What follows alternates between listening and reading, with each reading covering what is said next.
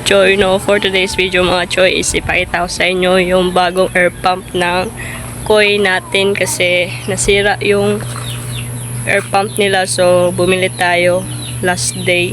So ngayon naman ipakita ko sa inyo yung update guys, at hindi ko pa sila na water change. So ito pala yung bagong setup ng ano natin, ay wala palang bago, ano lang, air hose lang yung nagbago dito. Yan, bumili tayo ng bagong air hose kasi nga para to sa dito sa goldfish natin. Ayan, malakas na yung ano nila, aerator nila. So dito naman is hindi tayo nakabili ng connector, so ganyan lang siya, no, pero ano naman siya, nag-work naman siya, no. So bibili tayo ng isang connector. So ito pala yon, dual pala yung nabili natin, no, dual na air pump para ano na sila, hindi na sila mag-agawa ng mga oxygen.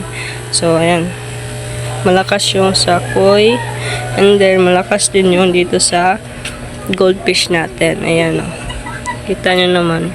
At nag-water change tayo sa kanila last day. So dito sa koi is madumi na naman kasi dyan sila nagtatambay. So yun, okay lang yan.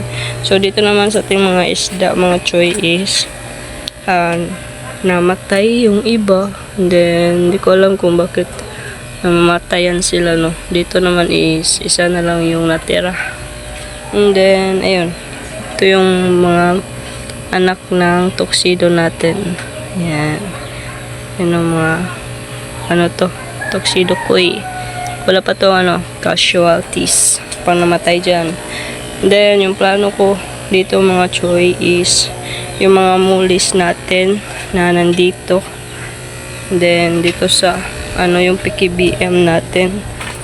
Yan, ito din is siguro ilalagay ko dito sa my air pump. Yan, no, kasi wala na tong mga isda guys. Ay, ito pala yung blue dragon natin. So ibalik natin yung blue dragon natin dito sa ito na mga lagayan. So depende na yan mga Choy. So yung update lang talaga natin dito is yung sa air pump. Yan, yung air pump natin. So ito pala yung brand niya. So sa pit shop lang ako bumili, no, sa Elimor pit shop. So lang 285 pesos. Yan siya yung dito. So yun, okay lang.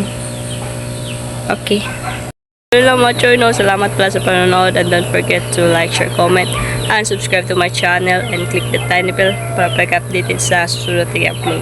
So yun lang, peace out.